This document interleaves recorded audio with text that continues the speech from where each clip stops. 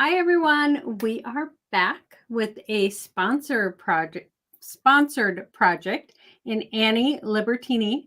Did I say that right? Yep. Ooh. I hadn't practiced that one. Um, she is here with Realeather, and ooh, I love leather. So she has I'm just going to turn it over to her and let her talk.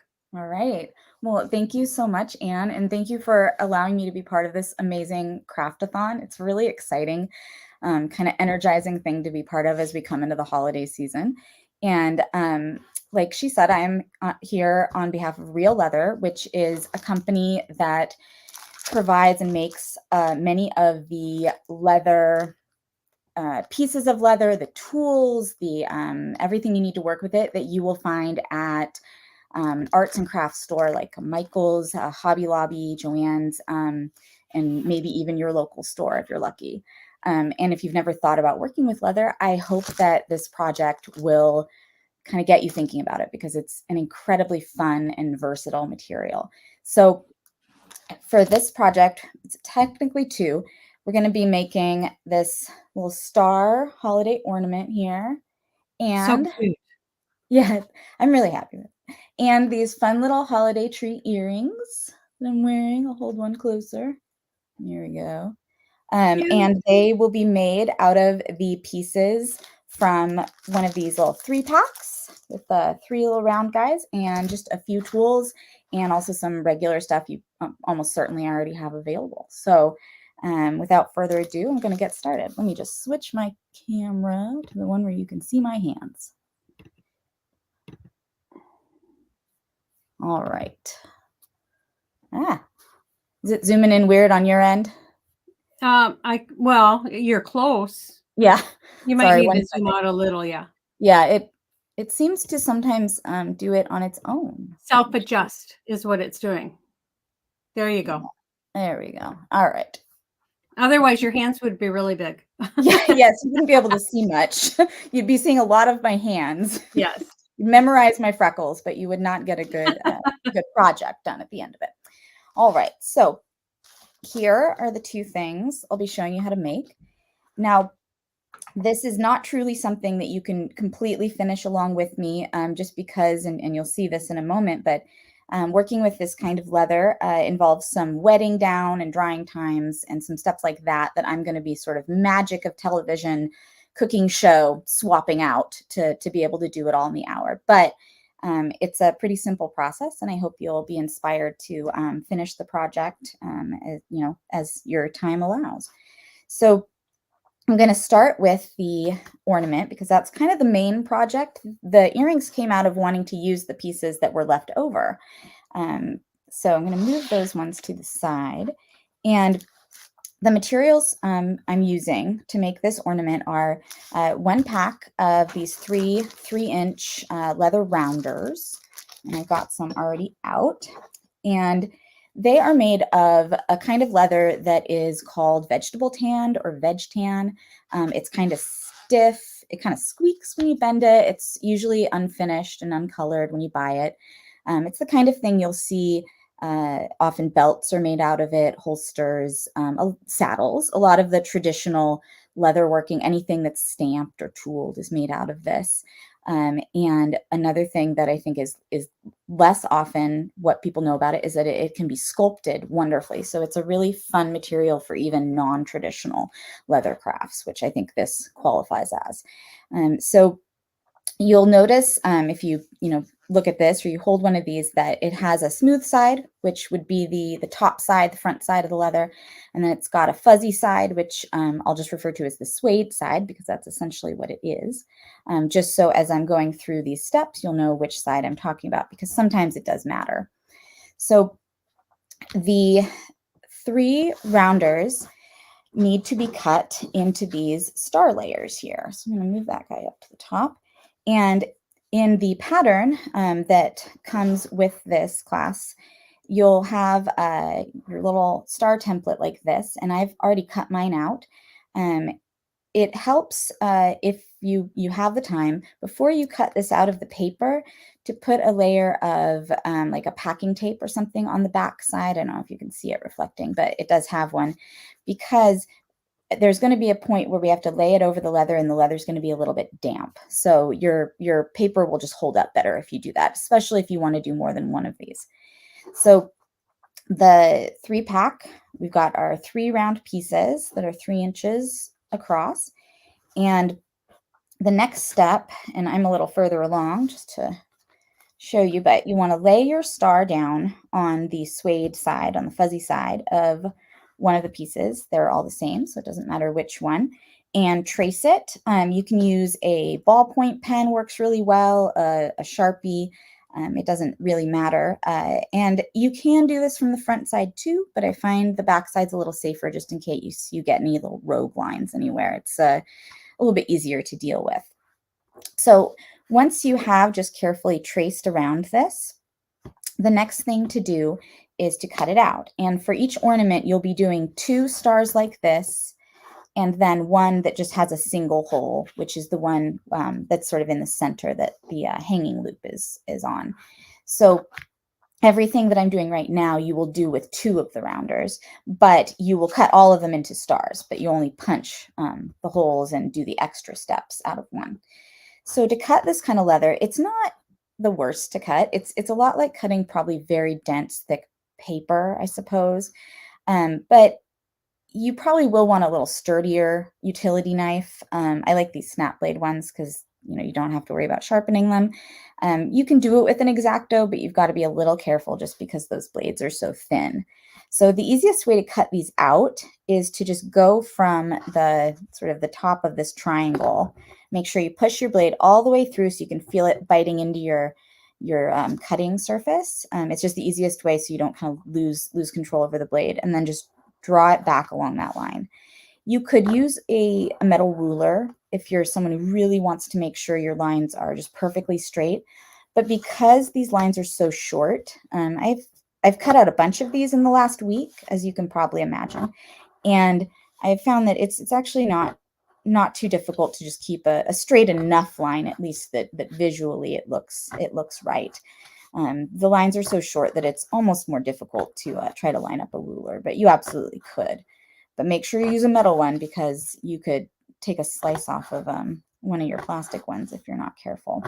So once you have the star cut out, and again, you'd be doing this with all 3 of your rounders, you've got a bunch of these little wedges. And that's how I ended up thinking about doing these cute little trees, because you end up with so many of these by the end, and it seemed like a waste. So these little wedges are what we're going to be making those trees out of. So just scoot those over to the side. Don't throw them away. And then with the star, right now it's facing up. This is the fuzzy side that I cut on, the suede side. I'm going to flip it over to the smooth side. And the next thing I need to do is to mark where the holes are going to be cut, or holes are going to be punched rather, and also where these center lines are going to be cut that creates the spot where the little sparkly bead or jewel goes in there. So to get really good marks on the leather, it helps for it to be a little bit damp. I'm going to be using a misting spray bottle. This is just regular water. It can be cold water. You don't really want hot water, but other than that, it doesn't matter very much the exact temperature. You don't need to put anything special in it. And I'm just going to spray for right now, put down a towel so I don't totally mess up my workspace. I'm just going to spray the smooth side of the leather, and you'll see it darkens and it soaks in that water. I think you could probably see how quickly it's kind of sucked that water in. And you do want to give it a good spray. Make sure that you have gotten everywhere, that you haven't missed any spots. Occasionally it can get it can just not quite catch the corners, like the very tips. So it's good for it to be even. Then give it just a moment to sit, to make sure that you're not seeing any of that shiny kind of water showing through. It sucks it in very quickly, so it does not take long at all. Now that it's a little bit damp, I'm going to grab my stylus tool, which is another one that was on the list. It's got a stylus point, and then it's got a kind of a modeling point on the other end. We'll be mostly using the stylus one. And I'm going to lay my little template over the star. And again, this is the smooth side of the star facing up. And using the stylus pointy end, I'm just going to press down firmly on each of the dots that mark the holes, including the ones that are on each end of these kind of cross lines here, because that'll mark where those lines are going to go. And for the larger holes, on the template, I tried to put them so it shows you the different sizes, but just try to aim your mark kind of toward the middle of the larger black circles, and that way you'll be able to make sure everything kind of lines up, especially with the arms of the star, I guess the points. Sometimes it can get a little bit off center. Like right now I'm kind of losing its lining up a little bit. So as you're doing these, you may find, especially coming up the points of the star, that after you take this template off, you have to sort of kind of scoot some of those dots over a little to make sure that they're centered, but at least you know generally where they're going to be. So now we'll start with a bunch of little dots, and it makes these marks a lot easier if it's damp, which is why we did it at that point. So if I have this next to me so that I can kind of see what I'm doing, there's kind of a diamond shape in the middle here, and I've got it oriented the same way as this so I can see where those lines are going to be. And I'm just going to roughly kind of sketch those lines in the middle that are going to be cut with the stylus. There we go. Kind of see it. And that will just give me a guide to get that cut in there. Now that I've got that on there and I've got all my little holes marked, I need to start punching. So as you're doing this, you're going to be using this rotary punching tool that's got a bunch of different sizes. And as you do it, you'll find that the little punched pieces kind of fall out the back of the tube. Try to kind of scoop them away and keep them, because those are what are going to become the little ornaments on your tree earrings. They sometimes tend to go off their own way, so you may need to kind of watch for them on your workspace and just kind of scoop them into a pile. So starting with the smallest of the punch, which for your reference, the sizes I'm going to be using are the 2 millimeter, which is the smallest. Then I'm going to jump 2 in size to the 2.8, and then 2 in size to the 4, which is the second to largest. But I will say that again as I go. So first I'm going to do the smallest holes, and if I look on here, I can see that is the ones at the ends of the points of the star, and the ones right on the ends of these cut lines of that kind of cross in the middle. With this hole punch, I kind of have gotten in the habit of placing it, so I've got it on there, it's not going to fall, and then just using both hands to squeeze it just because it's a little bit easier. The smaller holes are not particularly challenging, but the larger ones can sometimes take a fair amount of force. If you are someone who it's uncomfortable for you, or it's a hand strength issue, and you're just not finding it realistic to use the rotary punch like this, there are also punch sets out there that are the kind that you can hammer through or use a mallet to put through the leather, so that you're not putting quite so much pressure on your hands. So just to make sure, I know I've missed a couple of the ones on the ends of the stars, but just to make sure you can kind of see, I want to get these ones that are at the ends of those center lines there, and then pretend I already got those. I don't want you to have to watch me punch every single hole. So now I'm going to shift to, I'm basically just jumping. So this was the smallest one I was on, and now I'm going to jump 1, 2 to the third biggest one, and that will be the second one going down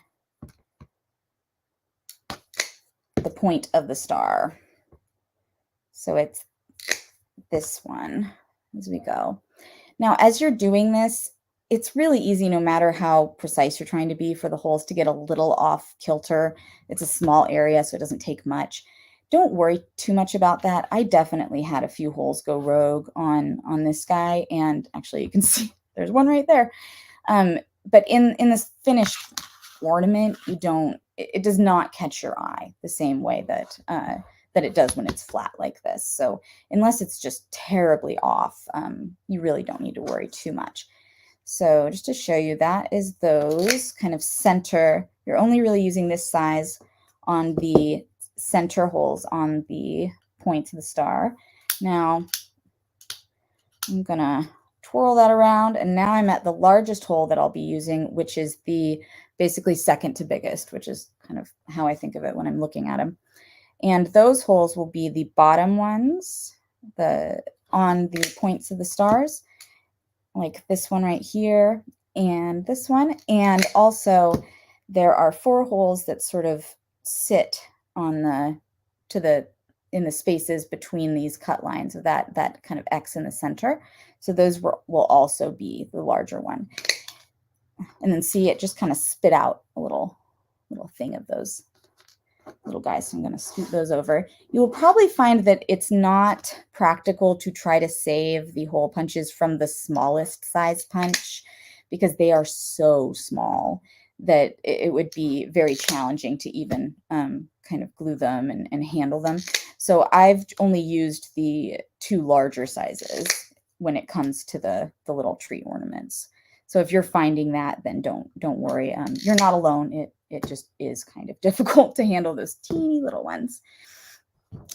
So you can see how this is starting to come together. And I'm going to magic of television it real quick over. So here I've got one that you can see it's also a little bit damp, just like that one was. And this one's got all its holes punched. And it's good to kind of look over, make sure you haven't forgotten any. And they're all there. So the next thing that I'm going to do is to very carefully cut along this center line. You want to make sure not to overcut, but the holes the punched holes being there really helps, because if you overcut a tiny bit, you'll probably cut into the hole and then it won't look messy. So that's one reason of having them there. So I've just cut along that edge, make sure it's all the way. All right. And while this surface is still a little bit damp, I can see the ends of the star starting to lighten up, which tells you it's starting to dry. I'm going to give that a tiny bit more water. It's good to try to keep it as evenly damp as you can, but the little points tend to dry out first because they've got a lot of edge. So the air is just hitting them from every direction. So now that I've got it all cut out and punched, the last thing I'm going to do before shaping it is to use this stylus end, this pointy end, and draw in they ended up quite light on my printout, but hopefully you can still see there's some additional lines. There's ones that go kind of down to the edge from these holes. There's ones that go up the points of the star. And of course you can skip those or add more if you don't like where they are, but I'm just going to draw those in with the stylus. You can go over it a couple times. You want to press hard enough that you get a good line in there. But if you feel like you're hurting your hand, or the leather is catching, or it just seems very difficult, then you're probably pressing a little bit too hard. It doesn't need to be. You don't need to be trying to get all the way through. But you do want to feel free to press hard enough to let it have a decent line in there. You can also, I found that on the points of the star, it was a little easier to get the line that goes between these punched out pieces with this spoon end, because you can just kind of press the edge of it in between those, because drawing the stylus along that can kind of catch, the tip of it tends to want to catch into those punched out pieces. Oh, and I just realized I forgot one of the holes. That's so sad. But it's never too late to fix it. There we go. So it's a little bit easier just to kind of press that in to get that line. Oops, and then pull it to the end. You can sort of see to get the right angle. There we go. You see those lines on there. Let me do the rest of these. And again, don't worry if these lines don't seem absolutely perfect unless they're super off the direction they're supposed to go in. It's really not going to take away from your ornament. They just add a little extra texture to everything. So now I've got all but one of those sort of texture lines on there. Now what I want to do is flip over this piece. There's the suede side, which is still dry and inexplicably has a little piece of glitter on it. Don't know where that came from, but I'm sure you can all sympathize with having mysterious glitter appear in your home and workspace. I'm just going to give the back side, the suede side of this, a little spray of water, because what I want to do in order to shape this, to have the ends of the star kind of sticking out the way I want to have them in the final ornament to give it dimension, it needs to be a little bit damp all the way through. So it's already been sprayed from one side, and spraying it from the other side, this leather's not super thick, so that moisture will kind of meet it in the middle. And at this point, if you have any ends of the points of the star that are getting really dry, just make sure that you give that a tiny spray, and it'll help it just stay more consistently damp. Now, you will find that because it's damp all the way through, it starts to get very malleable. The first thing to start with shaping it is to start kind of curling gently up these little cuts in the center. So we'll get that spot for that little bead or jewel to go. And at this point, if you have, you know what bead or like a little flat back jewel or something you're going to stick in there. I've got a glittery bead. It's good to, you can kind of sit it in there to make sure that there's enough space for it. You can kind of press those little points around it just to make sure that it's going to be the right size and shape to sort of hold that bead in later. But then you can take it out. Now that I've got this center formed, you want to just push up the points of the star. I'm going to push them up a little bit more than I need them to be at first because I can always have them come down. And I'm kind of trying to keep the points a little bit flat. Of course, you could have them curve up if you wanted to. There's no end to ways you could do this. You can also just press it against the table if you really want to make sure that they are flat. And then once you've got it like this, kind of take a look at it. Try to even out if there's certain spots that certain points kind of are sticking up more, and just sort of feel like this is where you want it to be. A good way to do that is you can take one of your other stars that you have cut from this same pack of rounders, and the plain one that goes in the middle, the only thing you need to do to it for now, except for coloring and gluing them together, is to use you can use either the very smallest or the next smallest of the holes, it doesn't really matter, and just punch a hole near the tip of one of the points. It shows you where on the pattern also, but it doesn't have to be exact. It just needs to be kind of in the middle there so it'll hang straight. So you can lay this on top and see how much you want those pieces to stick out. It helps to have the flat piece to compare it to. But once it looks the way you want to let this dry completely. And of course, for the whole ornament, you'd have 2 of these and 1 of these. In a perfect world, overnight is great because it will be able to dry absolutely. It's really better for it to dry as completely as possible before painting. It just makes it easier to handle. Everything works better. You could use a hairdryer in a pinch. And once it is completely dry, we can move on to the next step. So let me clear this one, set it off to the side to dry for another time, another ornament. And then I'm going to swap out to, I've got my dried ones, and you can see they lighten back up when they dry. That's one of the ways you can really tell if it's dry. That, and it won't feel cool anymore because it'll feel kind of cool until it's basically completely dry. So, So, Annie, yeah. there is a question, and Yes. so she's wondering if the leather is fragile, that they'd have to worry about ripping it when forming. No, It's heavy, I'm not right? sure how well you can see how thick this leather is. It's about 1/8 of an inch. It would be almost, I don't, unless it was almost cut through and you were only ripping the very top layer, I don't even think it would be possible to rip it. I don't think It's, so because you said it's like a belt. I mean, it yeah, is thick. it's Yep. incredibly durable. Even if you want to rip it, it will not cooperate. But that is a Okay, good thank you. question. Because it tells you how you need to handle it. But yes, and once they are dry, they'll hold their shape, but it's still flexible. So don't worry. I mean, as you're coloring it, it's getting, and you'll see in a second, but introducing paint to it adds a little moisture back in. So sometimes it can get a little bit bendy, like you want to handle it a little bit carefully so it doesn't lose its shape. But for the most part, they're pretty indestructible because you can bend them and they'll just pop back, and it's pretty hard to mess them up in a way that can't be corrected, which is one of the great things about the leather. It's got that sort of flexibility while still holding its shape. So in terms of coloring these, I went, as you can probably see, a little crazy with trying to put every color, like I think every surface is one color, every edge is another color.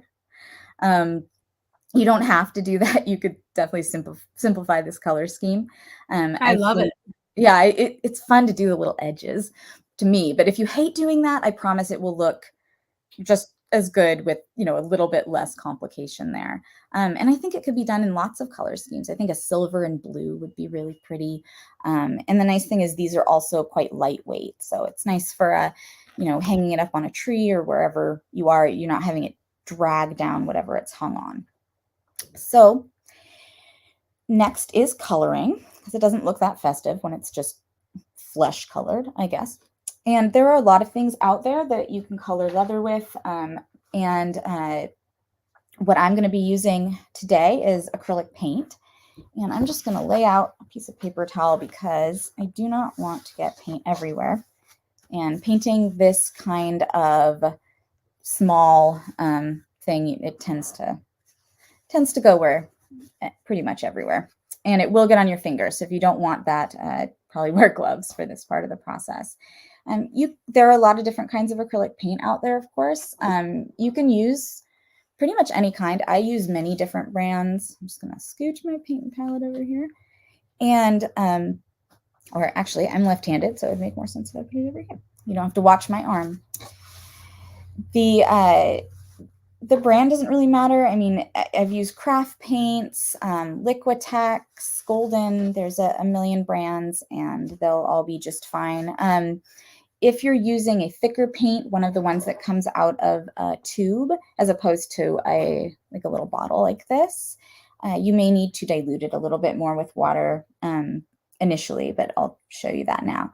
So I've got on my palette here, I've got red, green, red, kind of a dark green, trying to find sort of a pine tree, Christmassy green, and metallic gold. I love using metallic paints. They just, I don't know, especially for festive holiday stuff, they really kind of make it for me. And the first coat that you put on will be easier if you dilute your paint with water so that it's kind of just liquid. It's probably about 50-50 paint to water, depending on the thickness of your paint. And if you've never painted on leather before, the closest thing that it's probably like in terms of how it soaks up the paint, it's probably painting on unfinished wood, where the first layer tends to sort of soak in the moisture from your paint. But after that, you've got a little bit more of a layer to sort of work on. So it's the same with this. Is the first layer of paint, it's easier to do it diluted because it allows the leather to kind of soak in some of that without it making it harder to apply. And then after that, you can add an additional layer that is more like undiluted, and however many layers you want for to get the look you're looking for. If you want more of an antiqued look, more kind of transparent watercolory, then just you can leave it on the initial layer. So for this middle piece, I've got some red here that's already diluted to about that 50-50. And you can kind of see how it soaks in. It starts to soak in very quickly, like it's already soaked in all that moisture. So you want to just get it on there with a paintbrush, I mean, fairly quickly, but don't worry if the first coat is a little bit blotchy, because it's very difficult to get that first coat on there and have it be perfectly smooth, because you are sort of seeing through the paint a bit, and how the leather soaks up the paint can vary a little bit from spot to spot on it. The wonder of working with the natural materials, it can always surprise you. But once you put on additional coats, it ends up getting much more even, and there's no problems with it. And you can see how fast it can get on there. You want to coat this middle piece, this sort of plain star, with red, to do it like I did it, with red on both sides. Do the diluted coat first, and then it's best if you can let that first coat dry before you move on to the next one.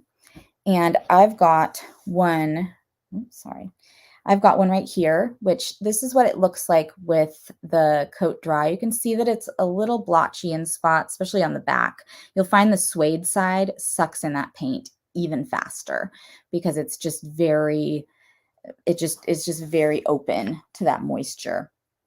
And actually, for the purpose of, hang on, I'm going to move this. If I get paint on this, it's okay, but I think it's making it a little hard to see because the camera is trying to compensate for all that white. But now I've got this coat on here, and it's dried all the way. It can take a little while for that first coat to dry, just because of all the moisture that comes in. And now I'm going to take some paint it's undiluted, and you can just brush that over there. It'll go on really nice. The leather's more or less sealed at this point by the other coat of paint, so it's not going to be soaking in a bunch of it, and it'll be completely different how it goes on. It'll go on very smoothly. It's very easy to apply. Again, you may need to use a bit more paint on the back side because it's suedey and has a bit more texture. It sometimes takes a little bit more, but you will definitely notice the difference between how the two coats go on. This is on the back side. If I flip it, this is that first coat on the front side, and you will definitely notice the difference brushing it on, just because the front side is so smooth. As you're doing this painting, especially if you want the edges to be kind of contrasting colors, it's good to have, I've got mine right off screen, you can't see it, but it's good to have a paper towel, here's mine, to blot your paintbrush, so that you don't have a ton of paint on the brush at any given time, because then you're a lot less likely to get drips going down the sides. It's okay if it happens, but it's a little easier to keep the sides kind of clean as you go if the paint is not just rolling around everywhere. So once this piece is, you've done your 2 coats or however many you feel you need of red on each side, it's a little easier to do this project if you sort of do it color by color, I find, because then you're not having to wash out, change all your water and wash out the brushes, with soap and everything. You can kind of shift. So I'm going to put that aside and then show you where the red goes on these ones. So I've still got my about 50-50 diluted red. And what I want to do is just brush that pretty lightly over the front of this. And it should be a fairly pale pinkish color. It looks much darker on the screen than it does in real life, but actually if it looks too dark to you, just add a little bit more water. Having just a little coat of a slight red, even a very transparent kind of red under where the gold is going to go, it just helps to bring some depth to that metallic gold paint, because it's very transparent. Like if you've ever brushed on a lot of the metallic paints, they don't have a lot of sort of, I mean, they have covering power because they're reflective, but you tend to see through them. So it just gives it a nice depth, a little bit of warmth in the shadows when you have this kind of diluted red underneath. But if you want just a very bright, clean gold, you could also just do it straight on the leather, and it will also look good. So going all the way around, you can see it got a little bit lighter because I diluted it. And I would, if I was doing all of this right now, I'll just go back and kind of even that out. You will definitely see that with these transparent coats, you'll see that because the leather darkens and gets much more brown when you are introducing the moisture to it, when you're painting the diluted paint on it. Don't worry if the color looks a little unexpectedly dull at first or darker than you expect, because even over just a couple minutes as you're painting the rest of it, you'll probably find, you will see visually that it's already starting to lighten up. I can see on mine. And again, this looks a lot darker on the camera than it actually is. So go for a kind of diluted red here. But if it's too red, I mean, if it's solid red, it'll still look great under the gold. So don't worry too much about that. Once you've got all of this coated with the diluted red, and you do the same thing for both of these pieces. They're just the same on both sides of the ornament itself. What you want to do is grab a little pointy, I've been using like a 1/4-inch flat brush, I think. You can grab a little pointed detail brush and take a bit of that undiluted red. I'm just going to make sure I don't have too much on my brush. And then just sort of draw the brush down over the stylus lines, or sort of in the stylus lines that you did. So you've got darker red, so you can see. Hard to tell, but you'll want little darker red lines in those, and that way when you brush the gold over, that will show up and you'll get a little bit more of this effect where you'll be able to see those lines better, and it'll also give you a little bit more red, which is nice. So you want to go all around and do those. And of course I would have, let me get this color on here real quick just so you can see it. There we go. And then with these, I did the back side of them in green, but the edges in red, just to make it more exciting for myself.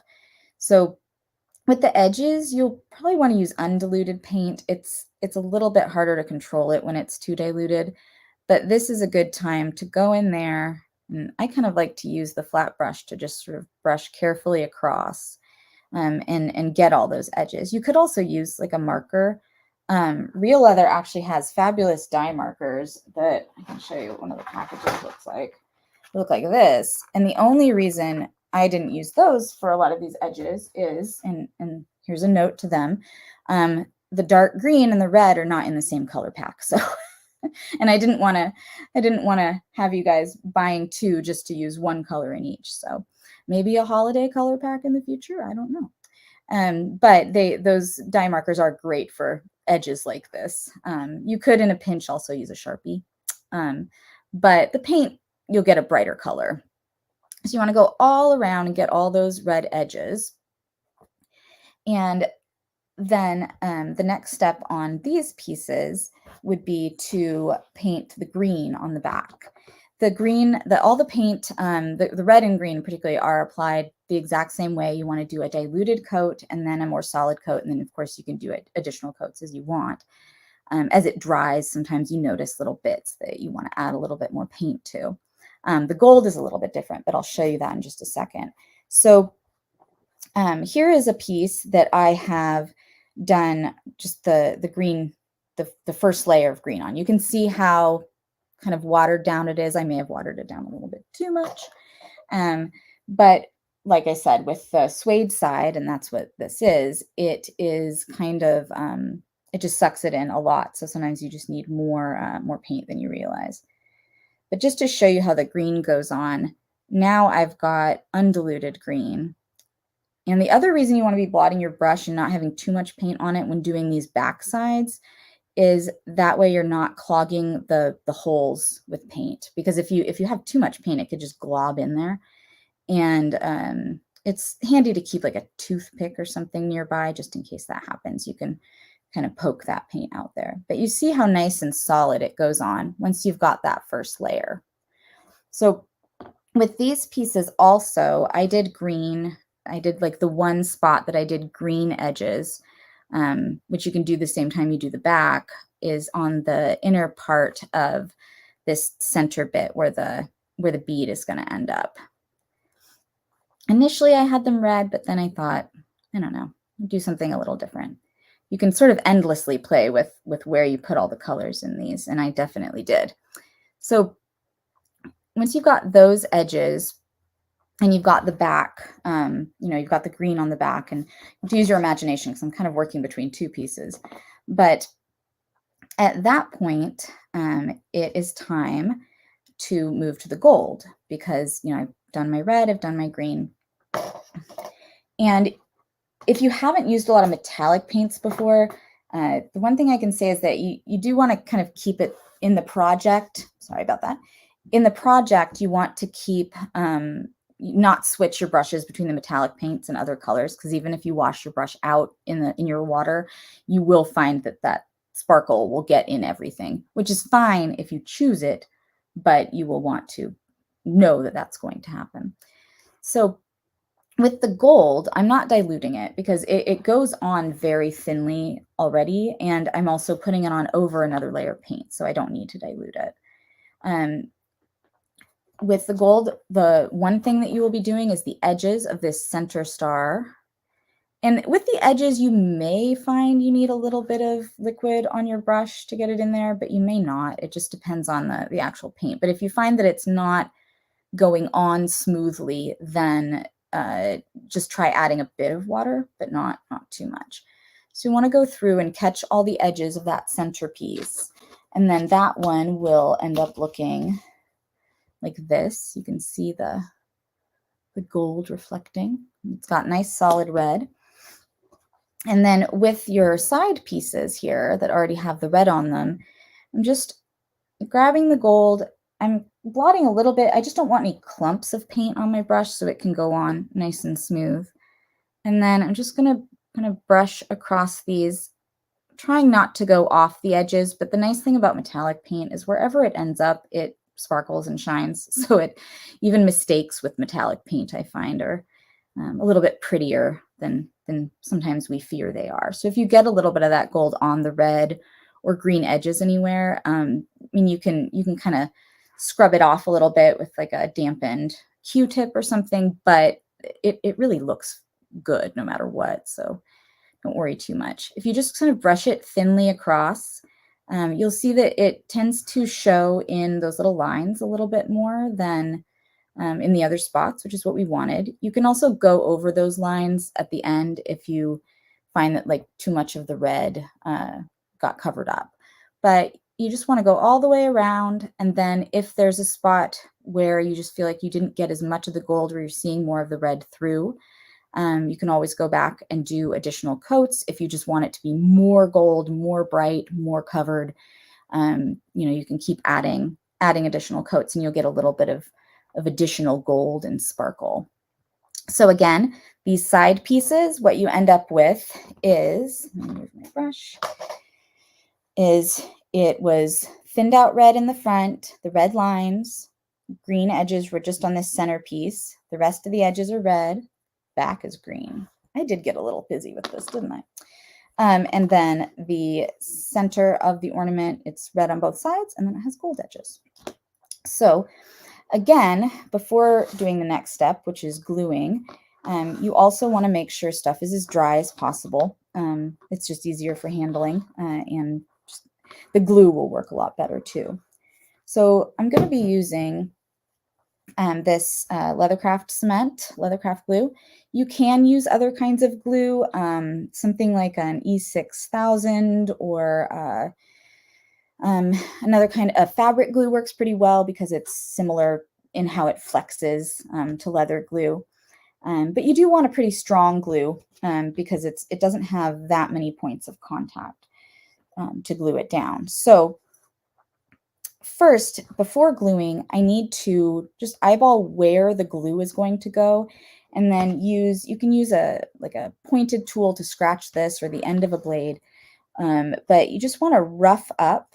And in this case, it's kind of a ring around this outside. So that's where I know the glue is going to be. So you want to think about what parts will be visible. You can kind of see like where this starts to go up enough to be visible.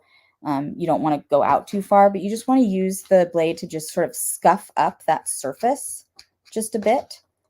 It helps the glue, sorry, I know it's kind of hard to see, but it helps the glue to stick. It'll just help it adhere. You can kind of see that right there. And don't worry about the paint, but again, make sure that you're visualizing what you'll be able to see so that you're not going too far up the sides. One other spot that it's good to scuff it up just a bit is the center of the centerpiece, I guess, the center of the center star, where once this is on here, where the little sparkly bead here is going to be glued. It'll help it stay in there if that's just a little bit scuffed up. If you're using a really clear bead, that might show through, but I didn't find it to be an issue. So I'm just gonna kind of cross hatch a little on this center part, and it'll help that stick. There we go.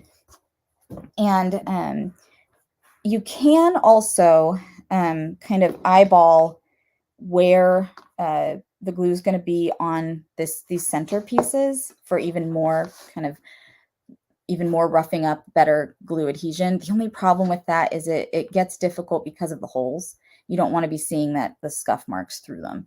But I have glued a few of these together, and I found that as long as you scuff up the bottom of this, it seems to stick quite well. So I have not had any glue failures yet. This glue, let me just put a little in my palette. It looks a lot like, classic white glue, Elmer's. It's not exactly like that, but it's not that different in terms of your experience of using it. And if you've got like a Q-tip, this is kind of a time where it's a little bit handy. I tend to do things with my fingers, but then stuff gets messy pretty quick. So I'm just going to spread a thin layer. You don't want a lot of excess.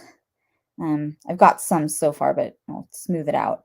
In a thin layer of glue in basically a ring around here. And you can kind of see where it's going to stick because it's sort of the flat area before it curves up here in the middle and curves back the way I'm holding it, or curves back on the star points. You don't need to hurry with this glue quite, whoa, that was a bunch, quite as much as with some like white glues.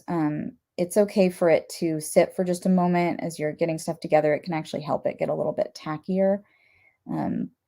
You can also put it on both surfaces if, that's not always convenient, but if you can sort of visualize exactly where it's going to sit, you can have it glue on both surfaces and that works well. But all right, so I've got my glue on there, but not globs of it or anything. That doesn't really help. Going to set this down, and I want to make sure I orient this so that the points of the star are the center star, the red one, are showing in between the points of this front piece. And so that the little kind of diamond shape created by the opening in the front is oriented this way. And once I know looks right, there you go. I'm just going to press that down really firmly. In a perfect world, I would let this dry completely and before I kept fiddling with it, but it does dry pretty quickly. And if you don't have too much excess glue, oops, it doesn't dry that quickly though. If you don't have too much excess glue, you should not have too many issues with it, say, coming through the holes. That's the other reason we don't want globs of it, because that would be messy and not quite what we're going for. So it's good to just hold it down to make sure you've got a good connection there. And then to ideally let it sit, let that dry first. But I'm just going to gently use my Q-tip to get a little bit of glue down here. Not too much. Right here. There you go. And can kind of see, just have a little bit. And then stick in my cute little sparkly bead. And as I do that, I can kind of press in the edges of this opening here, just to make sure it's sitting in there nicely. And for this, if you find the beads not sticking with the Leathercraft cement, for this, if you've got like a jewelry glue, you may find that works better, but I've done it with this cement a couple times and it's actually worked fine as long as you let it dry. So that's basically one half of the ornament. And then of course you do the same thing on the other side. I'm not going to do that right now because this glue isn't dry and it would fall off, and that would, I mean, it would probably be funny, but I would be a little bit embarrassed. So when you have your ornament all glued and dried, the last thing that you need to do is cut. I usually cut about 8 inches of the 1mm leather cording to put through that hole. Oh no, it's still not dry. Again, let it sit and dry. You'll have better luck. You want to put it through there and make a little hanging loop. And that is this ornament. I'm gonna move my ornament stuff to the side so I can show you really quick what you'd be doing with the rest of the pieces to make these earrings for our last couple minutes. So with the earrings, I made them each of the little trees. Move this over. Move this over. All right. Each of the little trees is made with 3 of those little wedges and about 12 little hole punch pieces. But of course you can do more or less. There's a million ways to do it. And now with the painting, I'm just kind of going to walk you through it because it really is the application. Of course, it's the same leather. It's the same way it'll go on. It's easiest to paint these pieces before gluing them. So you can see here's an example of, oh, I forgot to tell you the most important part. I decided with these, you could have them faced either way in terms of which side of the leather is showing. But with all of mine, I have made them with actually the suede side facing out because it has a little bit more texture and it's kind of matte, and I liked how that looked on the earrings. Sorry, I didn't say that earlier. But of course, you could do it either way. If you want a smoother side, then you can absolutely do it like that. So with these pieces, it's easier to paint them while they're apart and then glue them together, because otherwise you'll be fighting trying to get into all the spots. So first, you want to paint these so that, these ones have their first diluted coat of green on there. You can kind of see through it. And then, of course, you go back in with undiluted green, and you can just sort of see it goes on really nice and solid, especially with these tiny pieces. It doesn't take much. But before you would get to that, obviously you have to form these. So, sorry, I didn't mean to skip that, kind of jumping from painting to painting. But what you'll see is you've got 3 of these flat pieces. Move this for a second. 3 of these little wedges. In order to make them into the tree shapes, the first thing you need to do is just give them a little spray of water with the spray bottle. Sorry, I'm doing it off camera so I don't actually spray my work surface. And you want to make sure that they're nice and evenly dampened. They don't have to be super wet, but just want it to be even. And then you could do this either before it's wet or after, it doesn't matter. But with the smallest hole on your punch, basically as close to the top as you can get without feeling like it's going to tear through the edge. You want to punch a little hole. That's where the jump ring is going to go through. If it ends up not being quite close enough to the top, you can always trim off that top. So don't worry too much, but it's going to be about right there. And so that'll be the top piece of the tree. So first, I'm going to hold these with the fuzzy side out, the suede side, because that's what I want on my outside. And you'll sort of want to pinch from the tip of this triangle, kind of pinch it so it curves back a little bit, and then it just gets more gradual of a curve as it goes down, so kind of like this. And you can use your finger, you can use a pen, paintbrush, or whatever you want to, if you want to sort of form it around that. But that's about how it's curved. The next one I'm going to do it the other way. I'm going to do basically the same thing. but have it just a little bit less curved. And I'll fit them together in a moment, so if you don't have to be too specific. And then this one will be the bottom. So just get the general shape on there, and then you can stack them up with each other, kind of see how close you want them to be to each other. And this is where it's really handy to use like a pen or something, because that way you can kind of stack them the way, see how close, how much of them, each layer you want showing, and just press them down over the pen so that you can tell that the whole piece where they're going to be glued together is really pressing together. Then you want to set those aside to dry. If you're making earrings, it can help to make the two at once and kind of lay them out sort of mirroring each other like this, so that you kind of get two that are very similar. It's easy for them to get a little bit different size and shape. Once you've got those pieces, they've dried completely, like I had said before, you want to paint them all green. Once they are all green, before gluing, the last thing is to paint with the gold. And what I did was just brush up from the bottom, and I'm just brushing that bottom edge, and then just kind of brush the gold up, flicking off that edge so it sort of fades out as it goes up. And then you can also go in with a little bit more gold, and you can make little texture lines, kind of however much detail you want to put in there. Just it ends up having the other pieces on there, so you can kind of just add as much as you want. You can kind of see that gold there. Once that is done, what you want to do is rough up the edges of especially the back parts, the same way that I did on the gluing spots. You can see you can kind of know where they're going to be glued together. It's just on the top piece, the one with the hole, and where the second piece down.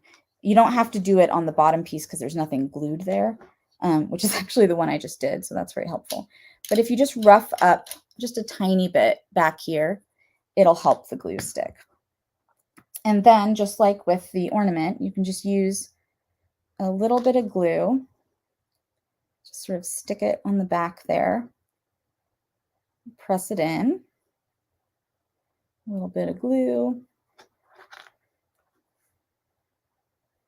And again, if you used something to form it, this is a good time to kind of lay it over that, because then you can press it down. You can see, and let it dry completely before handling it a bunch, because as you saw, it takes just a minute. Once that is complete, you can put on the little ornaments. Because they're so tiny, you can see I collected quite a few little punchings. I found it easiest to just sort of stick them in one of the cups of my palette and kind of dump a little bit of diluted paint over them just to get them all red. You can always use a little brush to make them a little bit redder once they're glued on, if they didn't get painted enough. And then you can pick them up one by one and either use something pointed, like a toothpick, to put teensy bit of glue on the back of it, or you can use, you could dip it in the glue, but it's a little bit hard to control. And you can see that, sorry. It's hard to do this in real time because the glue is not cooperating with me. But you can see on these ones that are a tiny bit bigger, that what I did is just put them in a little line. And the glue, once it is actually dry, I can assure you it is extremely durable. So don't worry based on what you're seeing it move around on here. Once it's dry, I had these dumped in my backpack. I didn't have any worries about them. They were in my pocket at one point. Nothing fell off. So you just kind of glue your little dots in whatever pattern you want. I kind of alternated sizes. And then once they are totally dry, you can, like I said, you can use a little brush to brush on a additional color if you want. And once all of that is dry, the very last thing in our last few seconds is you want to use a 6mm jump ring. whatever metal color you want, to put through that that hole. And again, if the hole is too far from the edge, just kind of clip it and put a little more paint on it. While that is open, I'm just sliding on a 4mm jump ring. You need two so that they can hang straight. I know this is hard to see because it's so small. But so I've got the 6mm larger one and then the smaller. And then I'm just going to hook my earring hook through the smaller one. Move that little bit to the side so I can slide it on there. Hopefully have it, oh, there you go. Have it oriented the right way. And then close this up. And then you've got your earring. Super cute. Let me hold up the other one again. There I we have go. a few questions and comments. Sure. So, well, comments. Love the projects. Great use of leftover materials. Somebody said the cut and punched leather looks great just the way it was. I think so too. There's a lot of options. It really does. The natural look. Mhm. I enjoy working with your leather and tools that I have. Oh, wonderful. And then, okay, so Leslie asked, because Eileen Hull has a new bookmark die. So if she cut it with leather for a leather bookmark. Yep. When coloring, what do you use so the color doesn't stain the pages of the journal? What would you recommend? Yeah. When you're coloring on the back side, which is probably what would be touching the pages, you either want to, you can use acrylic, which sort of seals as it colors. But if you use a dye, because there's, of course, a lot of leather dyes out there, or anything like that, what you want to make sure to do is put a coat of an acrylic finish, a pretty generous one, on that back side, because that'll help seal the dye in. You can also put that on acrylic, but the acrylic itself kind of seals it in. That, or just leave the inside of the covers uncolored, is also a safe way to go if you're worried about dye transfer. But the colors that are on the front part of the leather, unless it gets damp, you really don't have to worry very much about it moving from one thing to another. Okay. Kaylin said she had several bottles of shoe dye and polish, and she would try to use those for natural ornaments with pine cones. Great idea. Oh, that's so fun. Yeah. Yeah. And that's a great option if you've got some shoe dyes and shoe polishes. And the polish itself is what'll seal that color in. So then you don't need to worry about that. Okay. And then Kaylin is wondering about larger size leather available. There are, oh, sorry. No, go ahead. There are a lot of options. I mean, I don't know if she's thinking of these rounders particularly. They have them in 3-inch and 4-inch.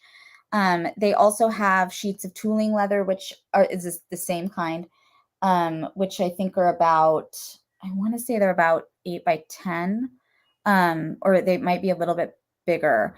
Realeather also sells larger rolls of tooling leather in a couple different weights, depending on what you're making, thicker ones and thinner. So if you look especially at their website, you can see a lot of the options, and then there are links there to find the stores that carry them. Okay, perfect. And Lisa says, I love how you utilize the scraps for the earrings. Well, thank you. And that is, I think that's brilliant. Isabel missed the first part of the show, and she's wondering if fabric paint would work on leather. Absolutely. Yes. Very well, because it's sort of made to flex in a similar way that for like leather paint. In a lot of ways, fabric paint's probably the most similar. So it would definitely work well. And then Laura Lee was wondering if you could cut the ornament shape on the Cricut. I don't have a Cricut. I know that there are versions of the Cricut that can cut leather, and I know they can cut this up to, probably about this weight. I do know that you have to get a special blade, and I think maybe a special mat. How thick is that? This is, I would say it's probably, well, it's about 1/8 of an inch thick. Leather thickness is graded by ounce for Okay. reasons. So it's if you're looking at leather, it's probably about 4 to 5 ounce is probably what you're Okay. seeing. And I think a cricket can cut up to 1/16 of an inch on wood, so I'm not Mhm. sure. I have this leather in my stash, and it is quite thick. I think you'd Yeah. have to use some of the veg tan leathers, the softer leathers to be able to cut it on the cricket. Yeah, I think it would help, there we go. It would help a little to use the softer ones. It's also not Yeah. quite as dense as wood, so, I mean, I know that people do cut it, but you definitely Mhm. wanna look at the small print on exactly what you need to do that, because I wouldn't want you Yeah. to do anything to your Cricut. Yeah, you don't wanna ruin your machine No, for it, we but, definitely don't want that. Isabel says the cricket maker might be able to do that. I believe it is that one. Yes, It would have to be that one, but I yeah, would check at how, because I know this is pretty tough stuff. I mean, it's it pretty, is. you know, Yeah, I know it would totally cut like butter, some of the thinner ones, mhm. but that particular one, I'm not sure. It might, because if you have the rotary blade, Yeah, and it might just make several passes. So, yes. if you're gonna try it, Laura Lee, I would try it not totally on this pattern. I would maybe try cutting a square Yeah, try and something a see how little many simpler. times it has to pass, or a diamond, just a simple shape Yeah. before you would cut something this detailed. And if you're cutting it on the Cricut, you are not bound to the thickness of the rounders because you'd be using another piece. And so this, if you, as long as you're using veg tan, which is Oh, stiffer, yeah, this would definitely work with a little bit thinner veg tan, as long as it's not too sort of soft and drapey, because sometimes it has a different hand to it, the way great. fabric does. Yeah. And the This was paint also helps to wonderful. stiffen it a little bit too. Oh, yeah. Yeah. This was wonderful. I mean, your Thank you projects so are much. great. This was so The fun. ornament is stunning. Thank you. Metallic, I think I'm gonna make everybody one here for loves my home. metallic. Cover my So, cover my tree. yeah, it's beautiful. But I like the idea of having it natural too, and with the Mhm. pine cones, a pine cone in the center, that would be It's a such great a great idea. idea. Yeah. So many great ideas, yeah. People have Um, amazing ideas. I love it. well, and that's what's nice when you do a live and everybody starts bringing in their Yep. thoughts, you can just go, "Oh my goodness." Oh my, I never thought of that. How could I have missed that great idea? Yep. Yeah, yeah. So, they loved your project, and it is Wonderful. great. Thank you so much. So, thank you so much, and I'll Thank thank you. David. All right. And, Thank you for having me. yes, we're so happy too. You have a wonderful day. I will put a You. link for the 2 o'clock session in for everybody to get to, and we will see you guys in a